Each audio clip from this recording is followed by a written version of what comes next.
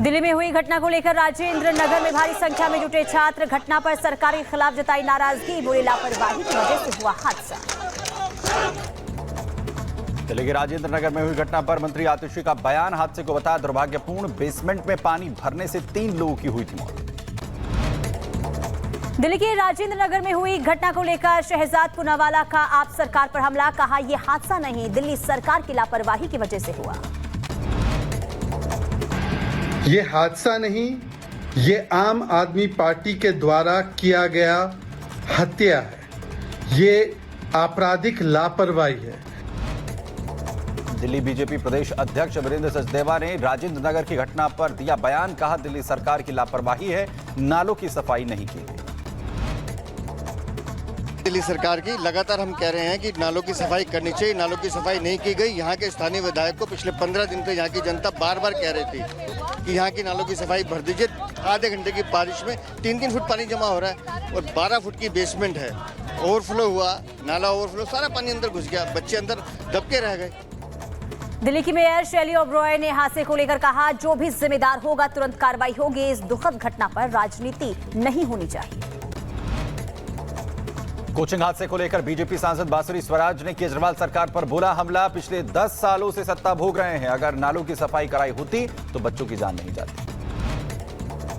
दिल्ली में बीजेपी की बड़ी बैठक जारी। पीएम मोदी बीजेपी शासित राज्यों के मुख्यमंत्री और उप मुख्यमंत्रियों के साथ कर रहे हैं बैठक। मीटिंग में शाह और नड्डा भी मौजूद। तो दिल्ली में हो रही बीजेपी की बैठक के लिए पहुंचे कई बड़े नेता। सीएम योगी, राजनाथ सिंह, ब्रजेश पाठक समेत कई बड़े दिग्गज आज बैठक में मौजूद। दिल्ली में बीजेपी की बैठक के दौरान हुआ फोटो सेशन। पीएम मोदी ने पार्टी के दिग्गज नेताओं के साथ खिंचवाई फोटो।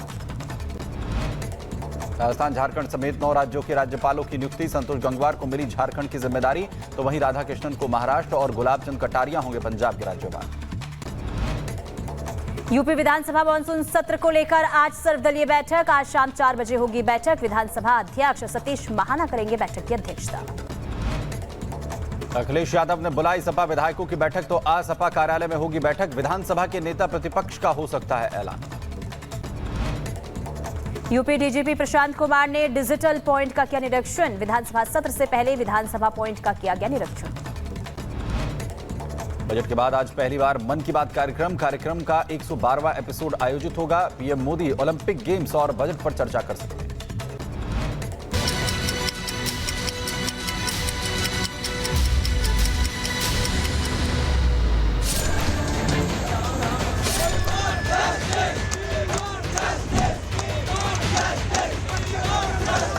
यहाँ पे हर गली में लाइब्रेरी है, जिसमें हाई कोर्ट का आदेश का कोई भी पालन नहीं हो रहा है कि अगर आप लाइब्रेरी अंडरग्राउंड बना रहे हैं तो एक एंट्री एक एग्जिट होनी चाहिए। ये जो मौतें हुई हैं, 3 मौतें, इसके 3 जिम्मेदार हैं। एक तो एमसीडी जिम्मेदार है, एक दिल्ली सरकार और एक जो ऑनर है। इन तीनों पे सख्त से सख्त कार्रवाई होनी चाहिए।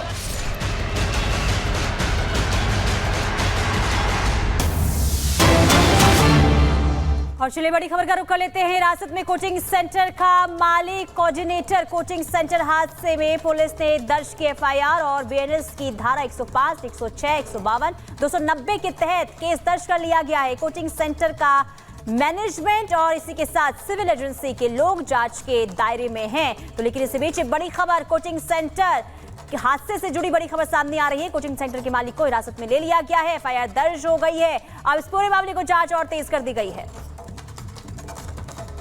वहाँ पे सर्च एंड रेस्क्यू ऑपरेशन के बाद 3 डेड बॉडीज वो बेसमेंट से रिकवर हुए थे।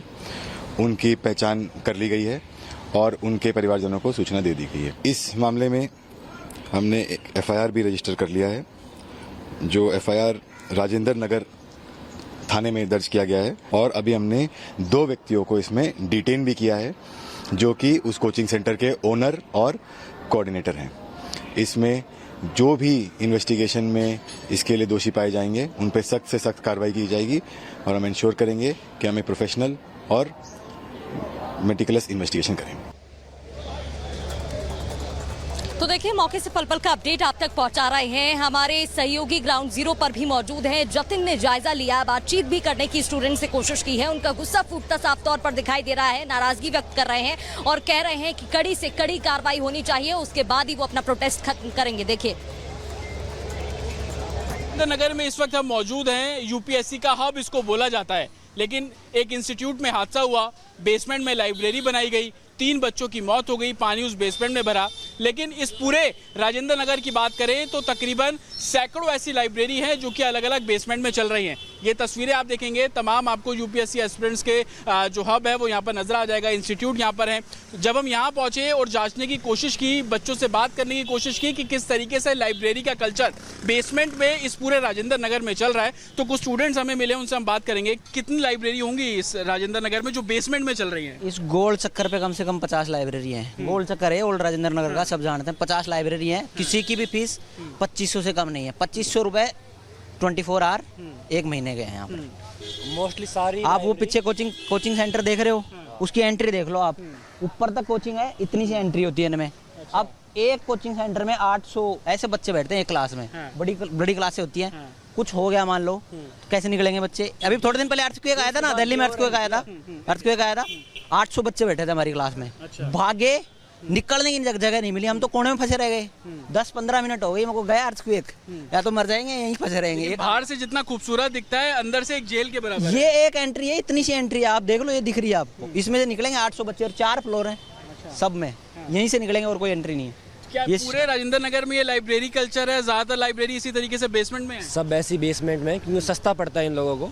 और दूसरा काम ये क्या करते हैं, जो बड़ी कोचिंग माफिया हैं, ओपन एरिया में ऑफिस बना देंगे और गलियों में जाके बनाएंगे क्लासरूम्स। वहाँ पे एक सीढ़ियाँ होती है 4th फ्लोर 5th फ्लोर पे, और वही रास्ता है, वही निकलने का। और ये लाइब्रेरी की बात नहीं है, पीजीओ का यही हाल है। पीजीओ में ऊपर छत के ऊपर 3 शेड से पार्टीशन बनाए रखे हैं। यदि किसी दिन बिजली गिरी तो बंदा अंदर के अंदर मर जाएगा। ये हाल है इन लोगों का। तो ये स्टूडेंट्स है बता रहे हैं, और जिस कोचिंग इंस्टीट्यूट की वो बात कर रहे हैं, दरअसल वो ये इंस्टीट्यूट है। तस्वीरें हम आपको नज़दीक से दिखाने की कोशिश करेंगे। बता रहे हैं कि आप देखेंगे बाहर से आपको कांच के शीशे और तमाम एसी, एयर कंडीशन सब नज़र आएगा, लेकिन इंस्टीट्यूट पे जाने का रास्ता आप ये देख लीजिए कि यही एक संकरी सा जो रास्ता है वो इंस्टीट्यूट के अंदर जाने का है। और उसके बाद आप देखेंगे कि क्रैक ग्रेड जो बी, आरबीआई ग्रेड बी, इस तरीके के कोचिंग क्लासेस यहाँ पर चलते हैं। मेरे विजय अगर थोड़ा अंदर आएंगे तो आप तस्वीरों में भी देख पाएंगे। बेहद संकरा ये रास्ता, आप इसको इस तरीके से अंदाज़ा लगा लिए कि 2 बच्चे भी यहाँ से निकल पाना बेहद मुश्किल। और बेसमेंट को लेकर जो कल्चर इन दिनों चल रहा है वो बेसमेंट कुछ इस तरीके से है। हालांकि इस हादसे के बाद तमाम जो बेसमेंट है वो बंद कर दिए गए हैं। यही रास्ता एंट्री का और यही रास्ता जो एग्जिट का है वो साफ तौर पर आपको नजर आ जाएगा। इसी तरीके से ओल्ड राजेंद्र नगर में तमाम कोचिंग इंस्टीट्यूट है, जहाँ पर सर इसी तरीके से कंजस्टेड है पूरा इलाका। Illegal, that is all illegal. एक ही रास्ता है जाने का, यहाँ से आने का। मालिक को तो पैसे चाहिए, किराया चाहिए, चाहे मरे डूबे जो मर्जी हो। वो पुलिस हाथ में मिली हुई है, सबको मालूम है। सबसे ज़्यादा खराब जो दिल्ली पुलिस है यहाँ की। हर जो लोकल लोग हैं उनकी भी अपनी समस्या है। हम और आगे चलेंगे और आपको मैं इस पूरे ओल्ड राजेंद्र नगर की तस्वीरें दिखाने की कोशिश करूंगा। तो यहाँ पर जितने भी लोगों से हम बात कर रहे हैं वो यही कह रहे हैं कि इसी तरीके का जो तस्वीर नज़ारा है वो आपको यहाँ पर नज़र आ जाएगा। आप ये देखेंगे तमाम ऊपर नीचे तो नॉर्मल शॉप्स, बैंक की दुकानें यहाँ पर आपको नज़र आ जाएंगी, लेकिन अंदर जब हम जाते हैं तो आपको इसी तरीके से तस्वीरें नज़र आएंगी, जहाँ पे कंजस्टेड इलाका और तमाम जो बेसमेंट के अंदर लाइब्रेरी है वो आपको चलती हुई यहाँ पर नज़र आ जाएंगी। आप ये देखेंगे एक और इंस्टीट्यूट है, ये यूनिक एकेडमी के नाम से इंस्टीट्यूट है। ऊपर आप देखेंगे यही एंट्री, और ये एक ही एंट्री एग्जिट है या इसके अलावा भी कोई और गेट है? एक ही है, यही एंट्री एग्जिट है और कोई दूसरा रास्ता नहीं। बेसमेंट में सुना है लाइब्रेरी भी है? नहीं, इस बेसमेंट में जिम है। तो डर लगता है कभी कि जैसे वो हादसा हुआ कुछ इस तरीके से हो जाए? डर तो लगेगा ही, लेकिन ये लाइब्रेरी 2nd फ्लोर पे है। अच्छा, तो ठीक है, डर नहीं। सब्सक्रिप्शन होता है, मंथली पैसा लेते हैं ये लोग? मंथली लेते हैं। लेकिन इस पूरे राजेंद्र नगर की यही तस्वीर है, बहुत कंजस्टेड है, लोग भी शिकायत कर रहे हैं, बच्चे शिकायत। हाँ है, ऐसे ही है, कंडीशंस तो सेम है। आप फ्लडिंग के इशू आप देख ही रहे हैं।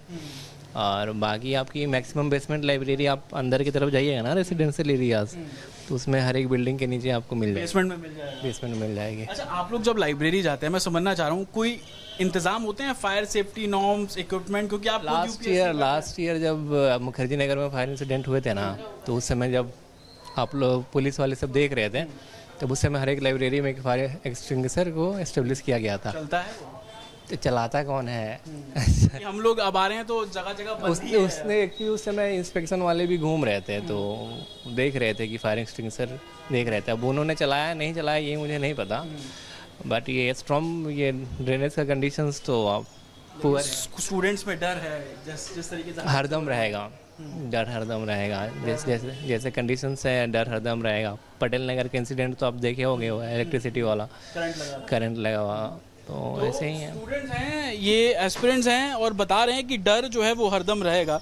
और इस पूरे राजेंद्र नगर की ऐसी ही तस्वीर है। आपको स्टूडेंट्स बड़ी संख्या में यहाँ पर मिल जाएंगे, लेकिन सवाल वही खड़ा होता है कि जिस तरीके से प्रचार किया जाता है, बाहर से आपको कांच के बड़े बड़े जो इमारतें हैं वो नज़र आती हैं, लेकिन अंदर क्या है वही संकरा रास्ता जाने के लिए 2 बच्चे भी एक साथ निकल पाए बेहद मुश्किल।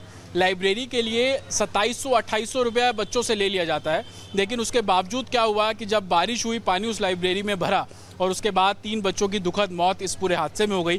प्रशासन को लेकर, चाहे बच्चे हों, लोकल रेजिडेंट्स हो, हर कोई सवाल खड़े कर रहा है कि ड्रेनेज सिस्टम को लेकर कई बार शिकायत की गई, लेकिन कार्रवाई के नाम पर जीरो और नतीजा 3 बच्चों की दुखद मौत। विजय उज्जवल के साथ अतुल शर्मा, रिपब्लिक भारत, दिल्ली। बिल्कुल, ये रिपोर्ट आप देख रहे थे और अब आपको एक बार फिर से तस्वीरें और मौजूदा हालात बता देते हैं। यहाँ पर देखिए, भीड़ कम होने का नाम नहीं ले रही है। ये तस्वीरें आप यहाँ पर देखिएगा, भीड़ बिल्कुल कम होने का नाम नहीं ले रही है। दूसरी ओर आप देखेंगे तो गाड़ियाँ नजर आ रही हैं, एमसीडी की गाड़ियाँ हैं। तो वहीं ये पंकज तस्वीरें जरा दिखाइएगा, कूड़ा गाड़ी भी मौके पर पहुंच गई और इसी को तो लेकर बच्चे बार बार सवाल उठा रहे हैं कि जब जरूरत होती थी, जब इतनी बार शिकायत की गई, तब तो कोई आया नहीं। हमें आप पढ़ने आते हैं, अगर हम इन्हीं सब में जुट जाएंगे तो फिर पढ़ाई कब होगी। ये तस्वीरें जरा देखिएगा, शहरी विकास कोष, ये जो कूड़ा गाड़ी है वो मौके पर दिखाई दे रही है। म्यूनिसिपल कॉर्पोरेशन की गाड़ियां हैं, एमसीडी की 4 गाड़ियां मौके पर हैं, दमकल की गाड़ियां हैं, पुलिस की टीम है, रैपिड एक्शन फोर्स है मौके पर और उनका कहना है कि भीड़ को कंट्रोल करने के लिए वो वहां पर डटे हुए हैं। 3 स्टूडेंट्स की डूबने से मौत हुई, एनडीआरएफ को फिर बुलाया गया था। आप ये तस्वीरें जरा देखिएगा, यहाँ पर अगर कल रात की बात करें, देर शाम की बात करें तो कई फीट पानी भरा हुआ था, घुटनों से नीचे पानी था, उसको भी निकाला गया, पानी को रिमूव किया गया। और यहाँ पर जो आप टीम देखेंगे, अंदर डीसीपी भी मौजूद है जो बच्चों से बातचीत कर रहे थे, उन्हें समझाने की कोशिश कर रहे थे। अब वो अंदर जायजा ले रहे हैं। पार्किंग में एग्जिट एक ही था जिसकी वजह से ये पूरा हादसा हुआ। लगातार प्रियंका भी हमारे साथ ग्राउंड जीरो पर मौजूद है। Over to you.